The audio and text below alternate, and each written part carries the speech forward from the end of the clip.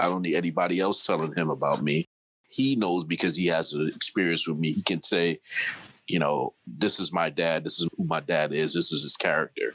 Right. I had to ask my mother, what was our experience? And it was hard for her to share that.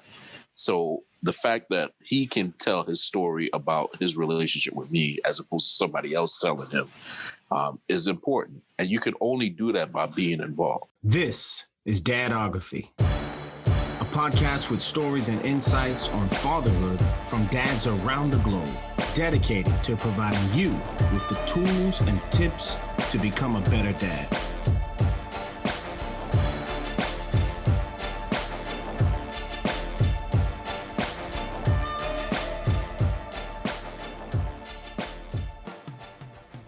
All right, everybody, once again, thank you for tuning in to Dadography or downloading or viewing on YouTube. We do appreciate you tuning in. Hopefully, you're getting a lot of insight from the fathers that we have on the show from around the globe, sharing their experience with you and firsthand the challenges and smooth sailings that they experience. And today we've got a guest on the show, Mr. Dwayne Layne. Dwayne, welcome to the show. Well, thank you. Thank you for having me. It's a real pleasure. Victor is a mutual friend of ours, and he spoke highly of you. He said, "Man, listen, you've got to sit down and have a conversation with Dwayne." So I was looking forward to it, man, and here we are. Yeah. Yes. Yeah. Tell me a little bit about yourself, man. My family's originally from Panama, so that's where Victor and I have our, similar roots. We met at church. Okay. And I grew up in Brooklyn, New York, went to Howard University in DC, and then I migrated and moved to Ohio. That's where I had my son. So I actually live here in Ohio now, still Columbus, Ohio, because that's where, pretty much his family, his mother and her side of the family live here. So that's the reason I'm still here as opposed to being back in New York. So okay. Been here for about 15 years, 16, 17 years. So. Wow. Yeah. Ohio, man, you're getting some cold weather up there, bro. Yeah, but it's not like New York though. Okay. Yeah, they just had a storm of some sort, right? Exactly. Yeah, we get a little bit of storm. It's not as heavy. We get maybe 3-4 inches. New York is getting like 17, 20. Well, as you know, man, down here in Panama, I'm all right. I'm not getting no storms, no snowstorms. Yep, no, you have to worry about that. You have to worry about the rain, but not the snow. Yeah, man. What about your children? How many kids you have? And just one boy. Okay. One son. So a lot of people, keep telling me, oh, why don't you have some more? I actually broke up with his mother a long time ago. So, but I never pursued, trying to have any more kids. Just decided to focus on him. Yeah. What's his name, man? How old is he? Same name, Dwayne Layne Jr. Okay. He's 15 years old. Personality wise, he's just like me. I mean, we pretty much are introverted, quiet, unassuming, good kid. Yeah. There's still a little teenager ism in him in terms of, trying to get away with stuff, but nothing malicious. Right. So he's a pretty good kid overall. That's cool. Well, what about your profession, Dwayne? What do you do? I'm a software engineer. So I've been software engineer for most of my career, straight out of Howard. Right now I work for JP Morgan Chase. Been there for about 10 years in June. One of the things that I've been trying to do there is to kind of help mentor younger software engineers, particularly Black engineers. Okay. Because it's definitely something that we need to see more people, that look like us in this profession. And that's some of the things that I've been trying to do at Chase. So let's take a trip back, man. Let's go back, Dwayne. What was the relationship like with you and your father? You guys close? Not really. When I grew up,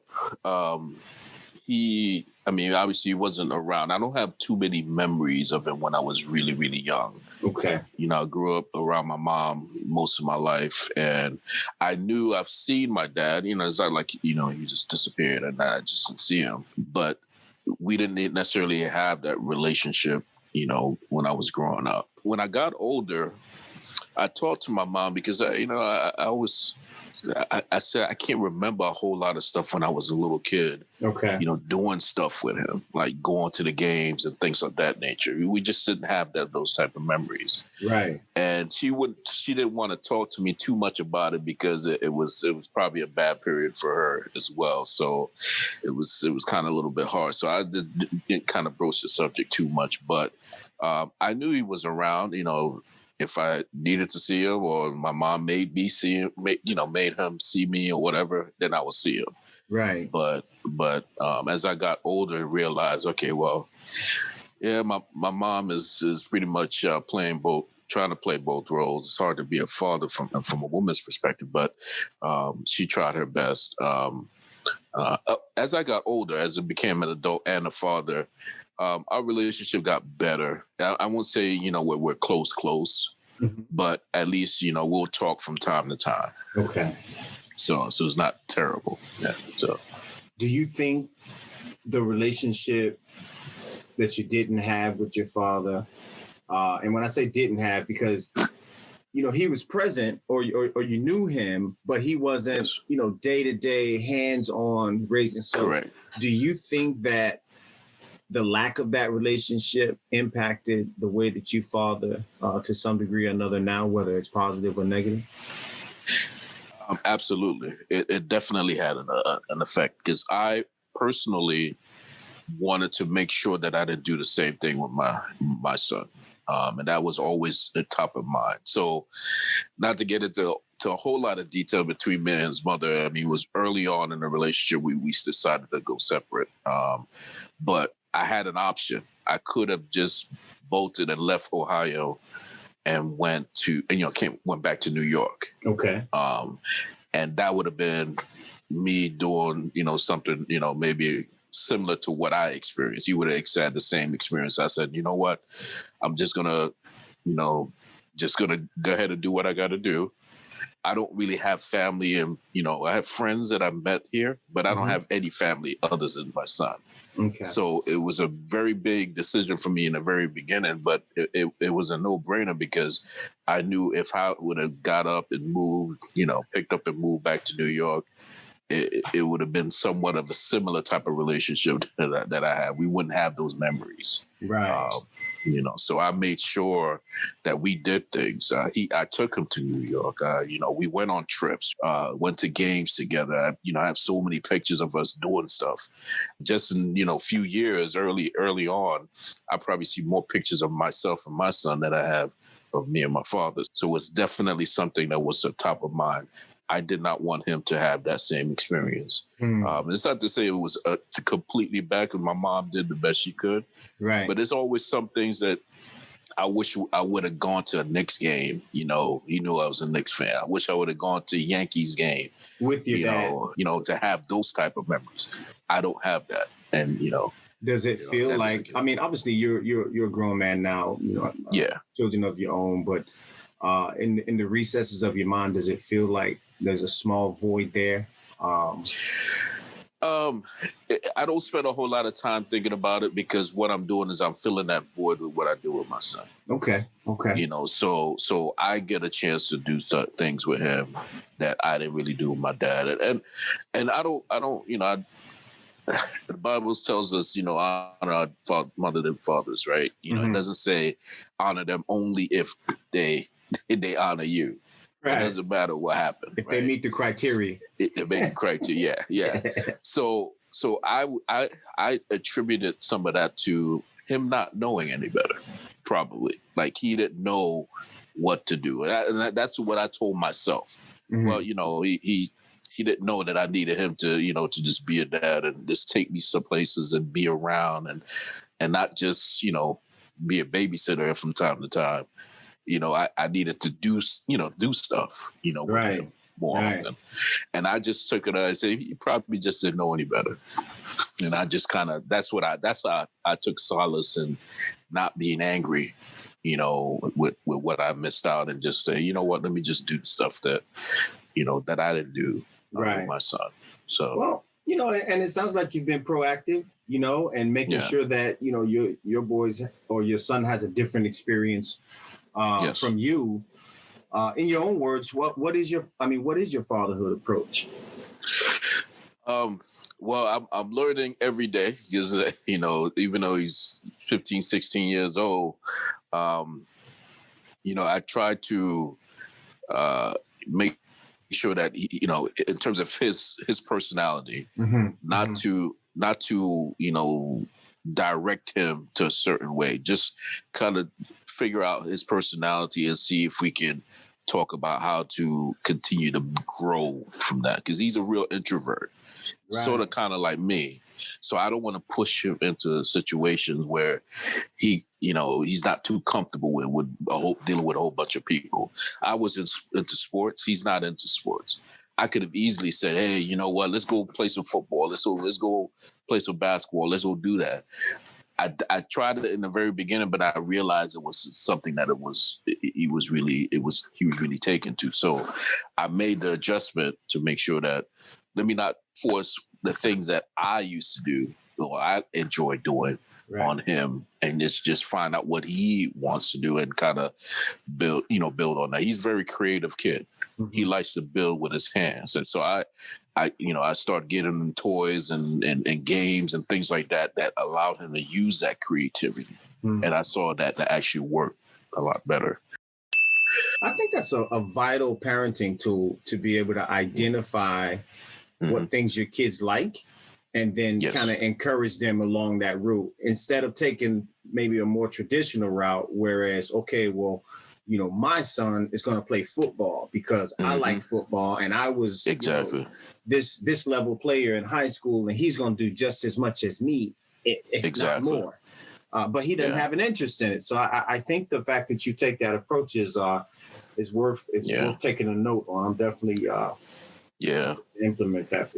One of the things that he's very quiet, so oftentimes when I do talk to him and I try to get some stuff, you know, what's on your mind? What are you thinking?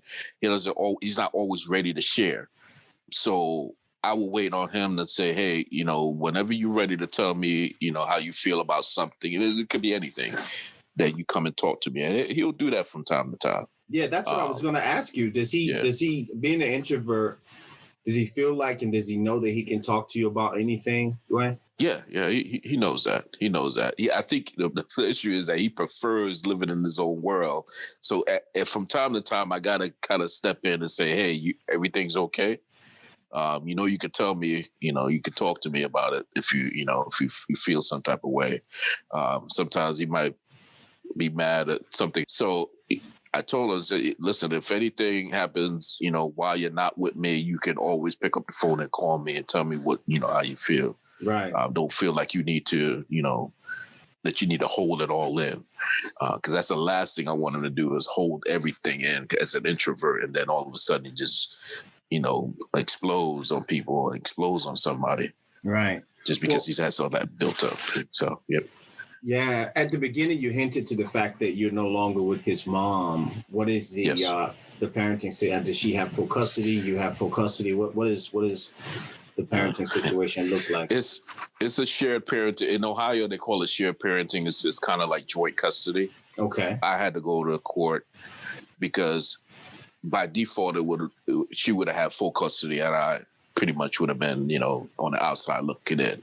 So I knew I had to make sure that we had everything on paper. Right. Because otherwise, you know, I would have been, you know, at her whenever she decided, oh, you can't see him this time, you can't see him that time, I would have to deal with it. So I did not want to deal with that type of drama. Yeah. So we had everything on paper. You know, yes, I have to give her, you know, the child support. I don't have any problems with that. I make sure that you don't miss out on anything. When it comes to finances, you cannot say that you didn't get anything, as long as you keep your end of the bargain and make sure I can see him when I'm supposed to be able to see him, and you know, we don't have any problems. So, for the most part, that's been holding solid. Well, as he got older, he wanted to see me more.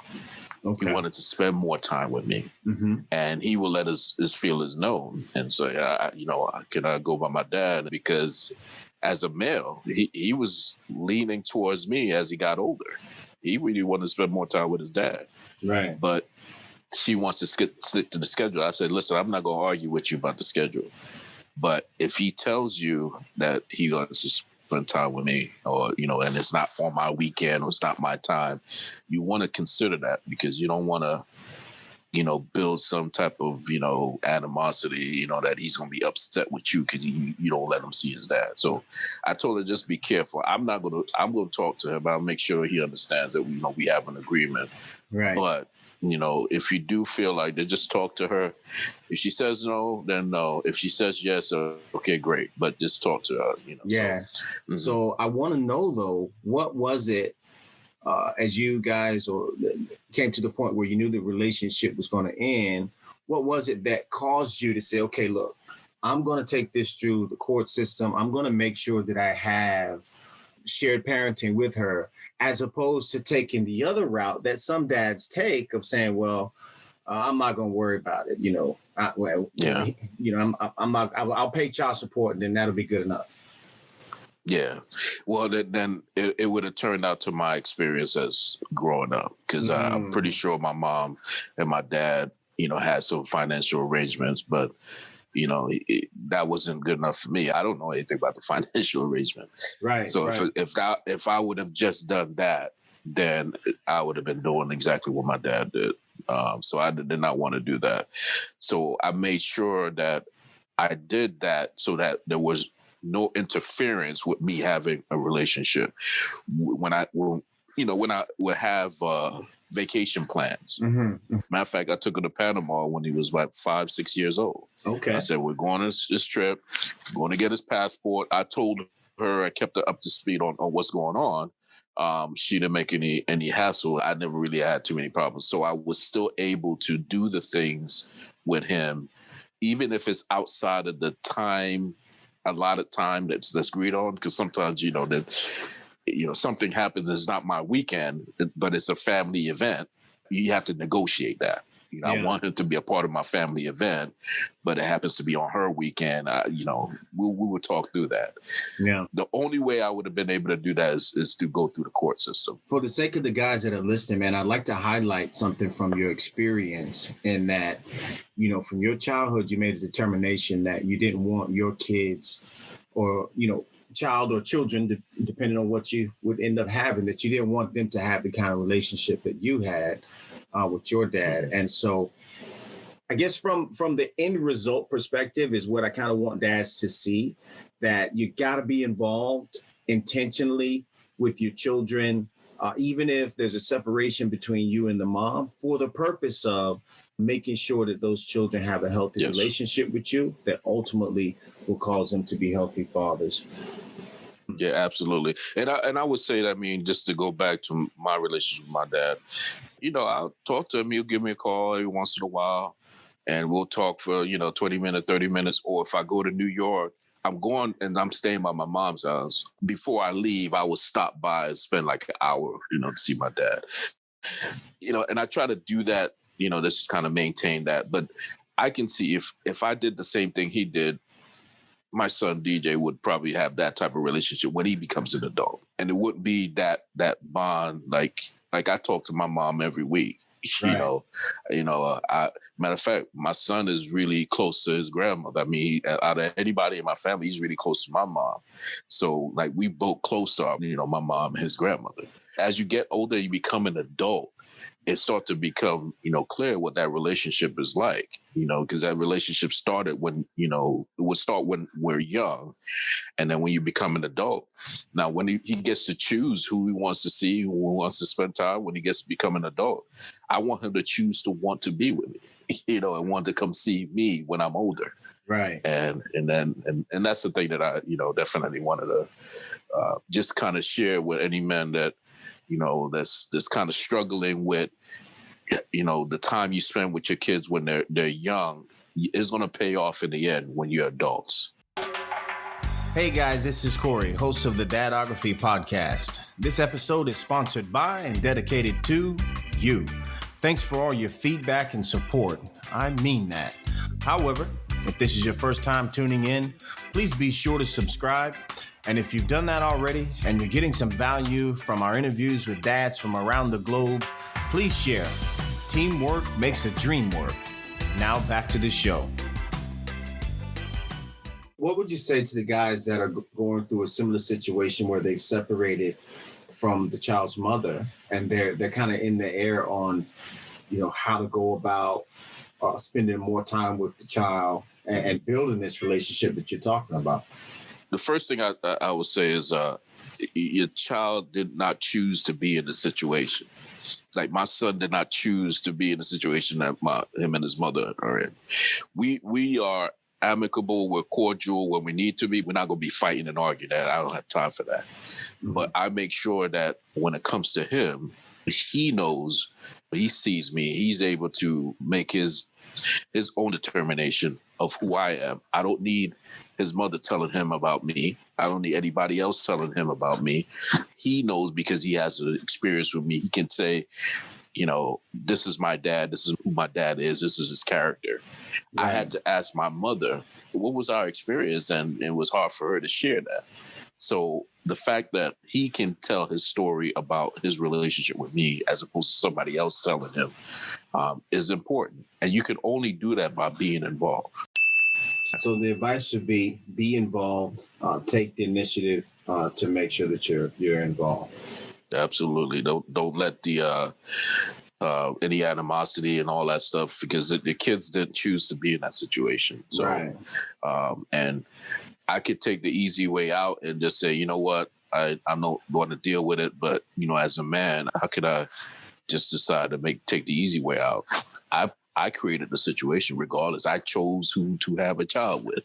So that's the responsibility you have to take, It's almost like if we don't take initiative, we could actually victimize the child. Exactly. I've never given thought to that. But that's something else, man. Yeah, I want to say one thing. The one thing that, and this happens when a young boy is looking for a male figure. Mm-hmm. They're going to find a male figure out in the streets or whoever, they meet, they're going to teach them something. They're going to watch another man teach them some things.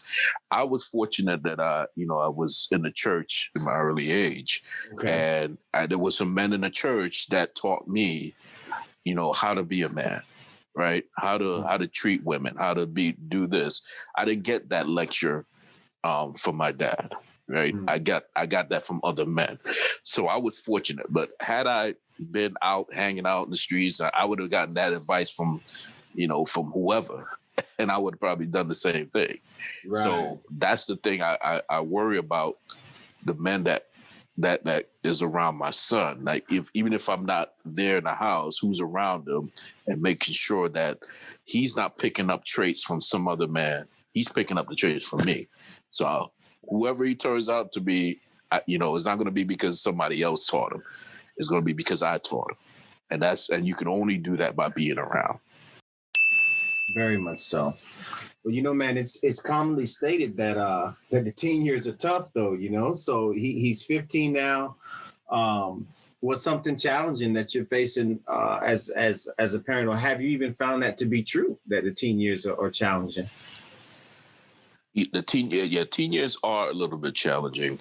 He's not too out of control, although, I could tell, whenever he's not supposed to be doing something or he'll try to, sneak in and do that. So, but it's nothing malicious or bad. My concern is how he interacts with his peers. Okay. And I know it's been tough with COVID and all this stuff, but I want him to know how to, just know how to handle bullying and things like that, be able to stand up for himself and things of that nature. So those are the things that I struggle with the most, because he is kind of a late bloomer. I mean, he's 15, but so you might have to start hanging out with young, teenagers like yourself, right? And know how you handle yourself around them. Because, in 3 years, you're going to be 18, 19 years old.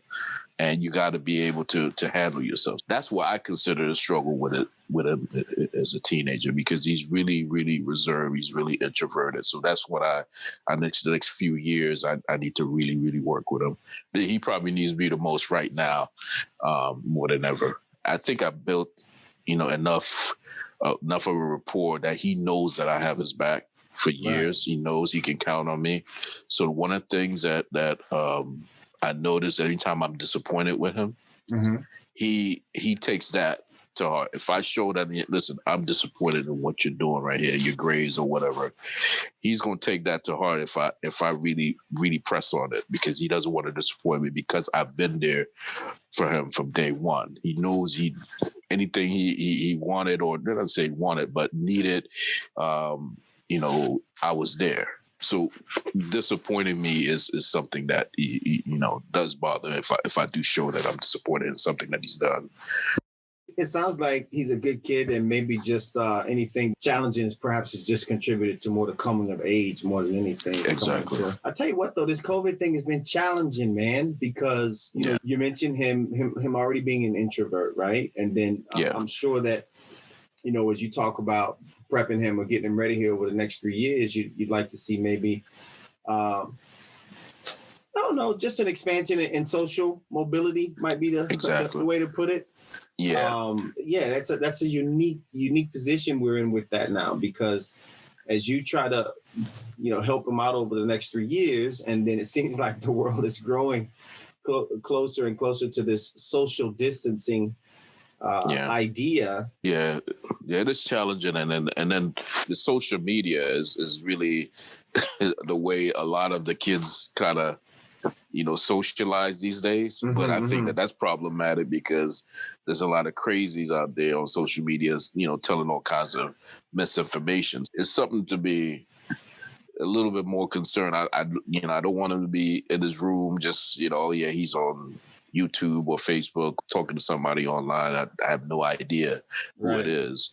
I would rather him go outside and hang out with his friends. I can see, I know these kids, from around the way, it's just a little bit different, nowadays, that you got to pay attention to the stuff. But being, social and being around kids his age is very important. That's something that he needs, definitely. Definitely. Yeah, my 16-year-old spends time and socializes with friends on what's the game, man? The big one, right? Fortnite.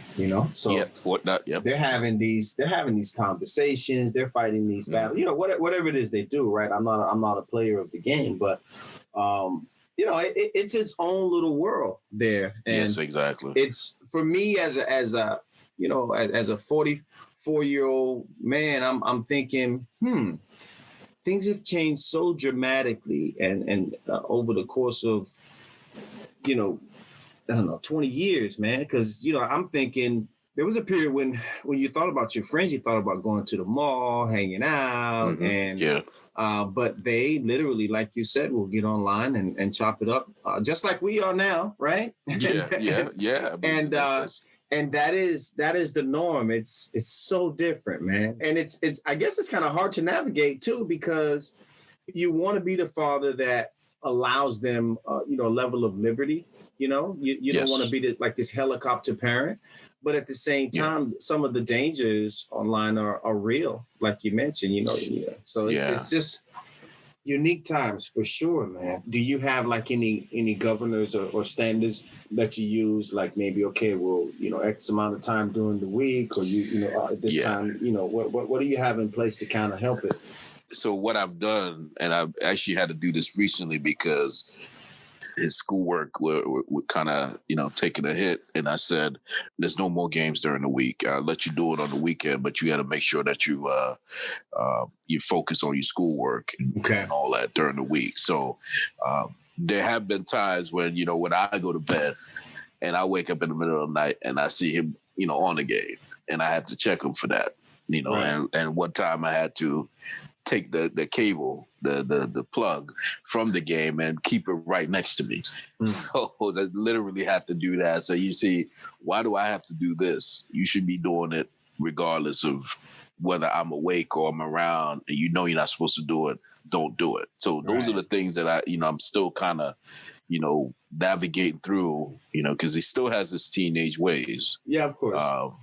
So, but he's in general, when he gets caught, he will, kind of straighten up for a little while until he can feel there's another opportunity to sneak something in. But that's basically what I do is I don't, he doesn't get a whole lot of time, with me in terms of the shared parenting plan. She gets a little bit more than I do. Right, in terms of time. So I kind of give him some latitude there so he gets a little, some time, when he does come over here to play the game, because when he's over there, he doesn't play at all. I was just going to ask you that. Is she doesn't have a game. Okay. Yeah, he doesn't have the game over there. The game is always, with me. I mean, I don't even want to get into, okay, you could take the game back and forth with you. I said, no, we're not going to do that. Right. But when you do get here, you get a couple of days, to be on the game. And then the rest of the week is school. And that's it. But, when the pandemic, hopefully we'll be able to travel a little bit more. I'll be able to take him back to New York because he usually spends the summer, like after summer in New York with his grandmother, and I just let them two have at it, and then he really enjoys that time with her. Just being in New York is a little bit different for him. Right. And then sometimes we'll take a trip. Like we went to Vegas a couple of years before the pandemic. We went to Vegas as a family trip, and we had a good time there. So, I want to be able to continue to do that because those are the things that I talk about, memories. Nice. Has he taken an interest in girls yet at 15? I mean, I asked because I know you say he's an introvert, right? So yeah, he's an introvert. I asked him a few years when he was in middle school. And he had a girlfriend, and he said, yeah, they were going to school, and then I think she had left the school, so that was the end of that. So is he? So he's not at a point just yet where, or is he at a point where you've had to have a conversation about, girls and sexual intimacy? And I've hinted somewhat because I did talk to him and ask him, if he's, he had a girlfriend and all that, and we had kind of somewhat the conversation, but he said, no, they're not doing anything. There's nothing happening. But I know I'm probably going to have that conversation, especially when he goes back a little bit, further. Because, again, I don't want him to learn that from somebody else. Right. Yeah, my son, again, man, very similar. It's so different because when I think back at 15, man, life was just incredibly different. And I know things are bound to change, right? But, you kind of anticipate 15-year-olds hanging out with their buddies, going to them. I mean, again, that's just...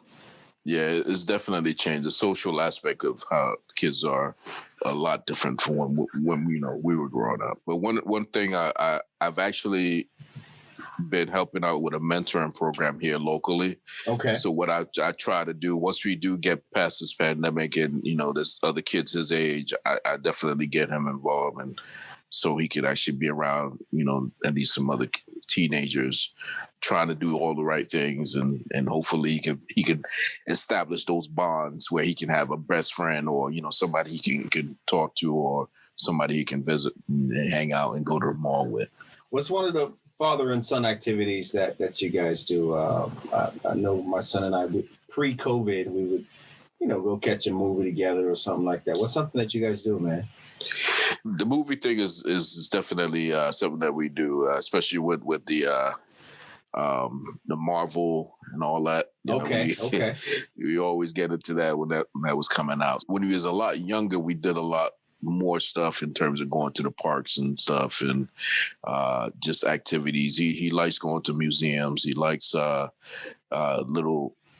This place called Coastside here in Columbus. Okay, it's kind of like a somewhat of a museum, but it's for for kids, talk about technology and things in the future and all this stuff. We got all these little gadgets and things that kids like to experiment with. So so I'll take them to stuff like that. We may go bowling, things of that nature. That was all pre-COVID. Right. Hopefully we can get back to doing that again. So again, it's about memories. having those memories. Well, man, they say hindsight is 20/20. If you look back over, I don't know, 5 years, what is something that you think you would do differently as a dad? And I'm asking so that, fathers that are listening can have an opportunity to look through those lenses before getting to, 15 years old. I would say the socialization thing, I probably should have did a better job of that early on. I can be introverted myself. I know people that have kids of their own. Maybe having some of my coworkers or my friends, if they invite us over, so he could actually mingle and meet other kids. I think if I had it to do again, I would probably do a little bit more of that. Not to say that, he just needs more friends, but I find that if you put him in a new setting, he will sit there quietly until somebody engaged with him. Right. And I want him to be, not to go too far out of his shell, but understanding just a normal thing of just saying hello, hey, how you, just having small talk, even though you don't want to talk to anybody. You want to make an effort sometimes.